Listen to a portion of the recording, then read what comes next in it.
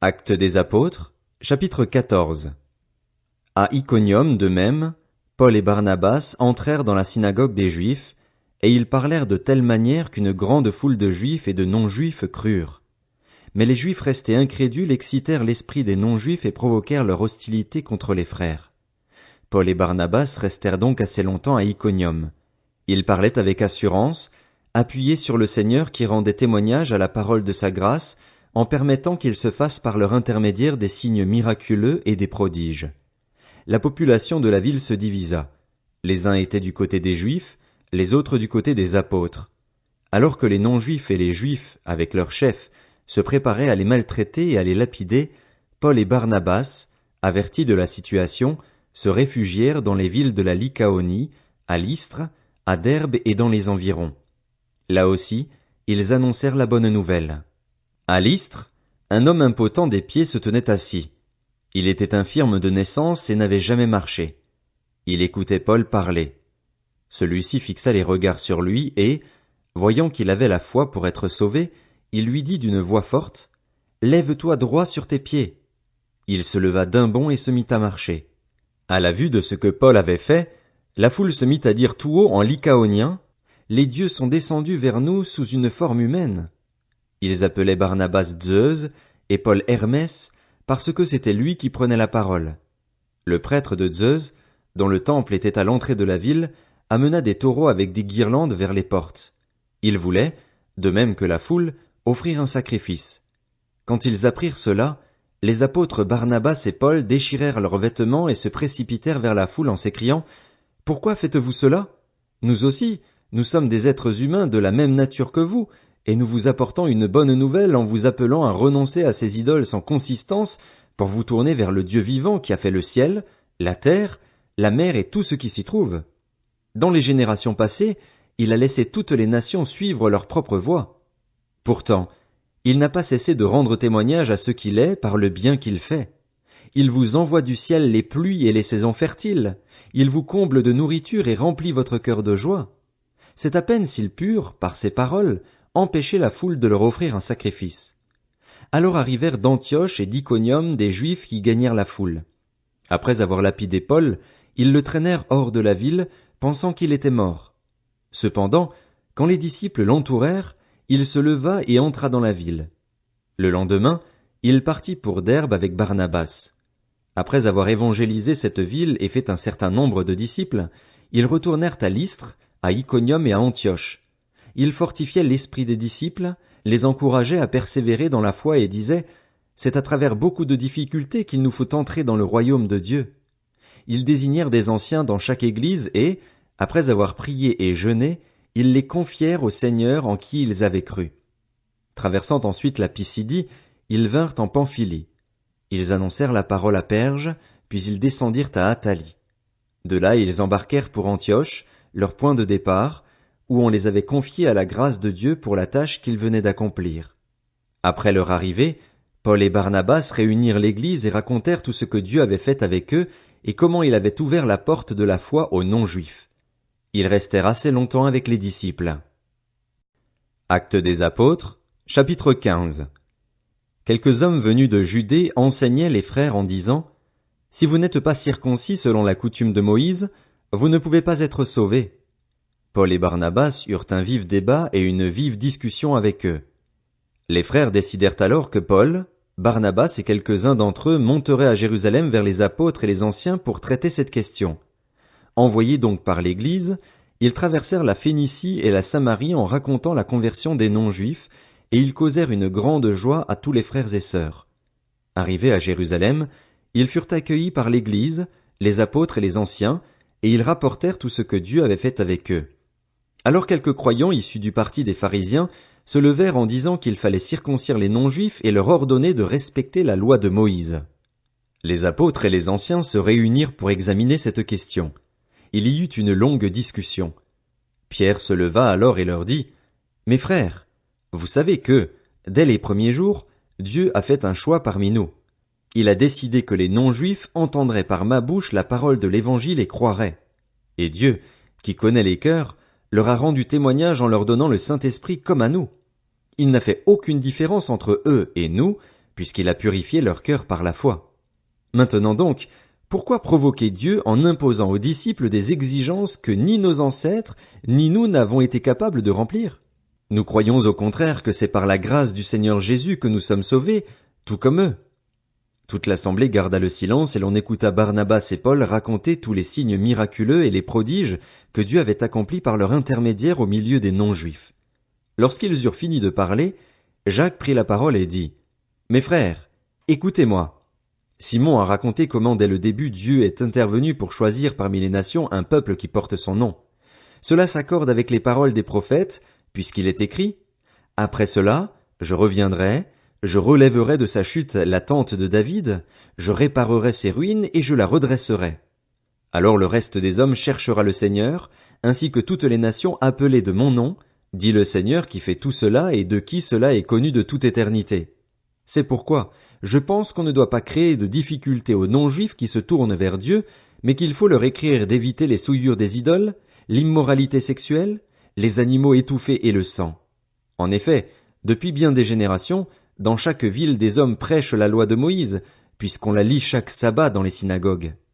Alors il parut bon aux apôtres et aux anciens, ainsi qu'à toute l'Église, de choisir parmi eux Jude, appelé Barsabas, et Silas, des hommes estimés parmi les frères, et de les envoyer à Antioche avec Paul et Barnabas. Ils les chargèrent du message que voici: les apôtres, les anciens et les frères aux frères et sœurs d'origine non juive qui sont à Antioche, en Syrie et en Cilicie, salut. Nous avons appris que des hommes partis de chez nous, mais sans aucun ordre de notre part, vous ont troublé par leurs discours et vous ont ébranlé en vous disant de vous faire circoncire et de respecter la loi. C'est pourquoi nous avons décidé, d'un commun accord, de choisir des délégués et de vous les envoyer avec nos bien-aimés Barnabas et Paul, ces hommes qui ont livré leur vie pour le nom de notre Seigneur Jésus-Christ. Nous avons donc envoyé Jude et Silas qui vous annonceront de vive voix les mêmes choses. En effet, il a paru bon au Saint-Esprit et à nous de ne pas vous imposer d'autres charges que ce qui est nécessaire. Vous abstenir des viandes sacrifiées aux idoles, du sang, des animaux étouffés et de l'immoralité sexuelle. Vous agirez bien en évitant tout cela. Adieu. Ils prirent donc congé de l'Église et allèrent à Antioche, où ils réunirent l'assemblée et lui remirent la lettre. On en fit la lecture et tous se réjouirent de l'encouragement qu'elle leur apportait. Jude et Silas, qui étaient eux-mêmes prophètes, encouragèrent les frères et les fortifièrent en leur parlant longuement. Au bout de quelque temps, ceux-ci les laissèrent retourner en paix vers ceux qui les avaient envoyés. Toutefois Silas trouva bon de rester. Paul et Barnabas restèrent à Antioche. Ils enseignaient et annonçaient avec beaucoup d'autres la bonne nouvelle de la parole du Seigneur.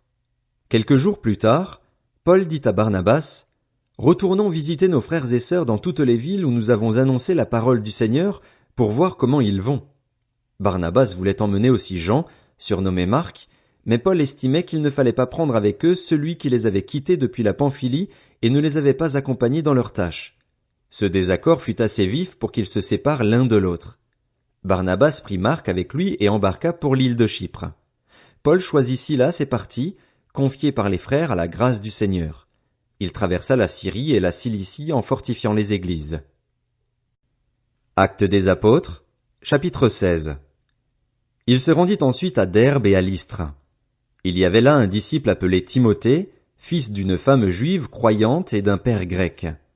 Les frères de Lystre et d'Iconium rendaient un bon témoignage de lui. Paul voulut l'emmener avec lui. Il le prit et le circoncit à cause des Juifs qui étaient dans ces régions, car tous savaient que son père était grec. Dans les villes où il passait, il transmettait aux frères les décisions prises par les apôtres et les anciens de Jérusalem en recommandant de les respecter. Les églises se fortifiaient dans la foi et augmentaient en nombre chaque jour. Empêchés par le Saint-Esprit d'annoncer la parole en Asie, ils traversèrent la Phrygie et la Galatie. Arrivés près de la Mysie, ils se préparaient à entrer en Bithynie, mais l'Esprit de Jésus ne le leur permit pas. Ils traversèrent alors la Mysie et descendirent à Troas. Pendant la nuit, Paul eut une vision. Un Macédonien lui apparut et le supplia: « Passe en Macédoine, secours-nous » Suite à cette vision de Paul, nous avons aussitôt cherché à nous rendre en Macédoine, concluant que le Seigneur nous appelait à y annoncer la bonne nouvelle. Après avoir embarqué à Troas, nous avons fait voile directement vers Samothrace, et le lendemain vers Néapolis. De là nous sommes allés à Philippe, qui est la première ville du district de Macédoine et une colonie. Nous avons passé quelques jours dans la ville même. Le jour du sabbat, nous nous sommes rendus à l'extérieur de la ville, au bord d'une rivière où nous pensions trouver un lieu de prière. Nous nous sommes assis et avons parlé aux femmes qui étaient réunies. L'une d'elles s'appelait Lydie. C'était une marchande de pourpre originaire de la ville de Thyatire qui craignait Dieu. Elle nous écoutait et le Seigneur a ouvert son cœur pour qu'elle soit attentive à ce que disait Paul. Après avoir été baptisée avec sa famille, elle nous a invités en disant « Si vous me jugez fidèle au Seigneur, entrez dans ma maison et logez-y. » Et elle a fortement insisté pour que nous acceptions. Alors que nous nous rendions au lieu de prière, une jeune esclave qui avait un esprit de divination est venue à notre rencontre. Par ses prédictions, elle procurait un grand profit à ses maîtres. Elle s'est mise à nous suivre, Paul et nous, en criant « Ces hommes sont les serviteurs du Dieu très haut et ils nous annoncent le chemin du salut. » Elle a fait cela pendant plusieurs jours. Paul, agacé, s'est retourné et a dit à l'esprit « Je t'ordonne, au nom de Jésus-Christ, de sortir d'elle. » Il est sorti au moment même. Quand les maîtres de la servante ont vu disparaître l'espoir de leur gain, ils se sont emparés de Paul et Silas et les ont traînés sur la place publique devant les magistrats. Ils les ont présentés aux juges en disant « Ces hommes sèment le trouble dans notre ville. Ce sont des Juifs et ils annoncent des coutumes qu'il ne nous est pas permis d'accepter ni de suivre, à nous qui sommes Romains. » La foule s'est aussi soulevée contre eux, et les juges ont fait arracher leurs vêtements et ordonné qu'on les batte à coups de fouet. Après les avoir roués de coups, ils les ont jetés en prison en recommandant aux gardiens de la prison de les surveiller de près. Face à une telle consigne, le gardien les a jetés dans la prison intérieure et a emprisonné leurs pieds dans des entraves. Vers le milieu de la nuit, Paul et Silas priaient et chantaient les louanges de Dieu, et les prisonniers les écoutaient. Tout à coup, il y a eu un tremblement de terre si violent que les fondations de la prison ont été ébranlées. Toutes les portes se sont immédiatement ouvertes et les liens de tous les prisonniers ont été détachés. Lorsque le gardien de la prison s'est réveillé et a vu les portes de la prison ouvertes, il a tiré son épée, prêt à se tuer car il croyait que les prisonniers s'étaient enfuis. Mais Paul a crié d'une voix forte « Ne te fais pas de mal, car nous sommes tous ici. » Alors le gardien a demandé de la lumière, est entré précipitamment et s'est jeté tout tremblant aux pieds de Paul et de Silas.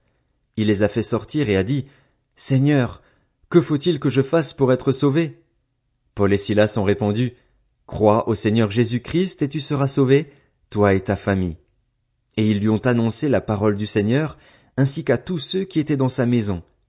À cette heure-là de la nuit, le gardien les a emmenés pour laver leurs plaies. Il a immédiatement été baptisé, lui et tous les siens. Après les avoir conduits chez lui, il leur a servi à manger. Il se réjouissait avec toute sa famille d'avoir cru en Dieu. Quand il a fait jour, les juges ont envoyé leurs agents dire au gardien de la prison « Relâche ces hommes !» Le gardien a rapporté ces paroles à Paul. Les juges ont fait dire de vous relâcher.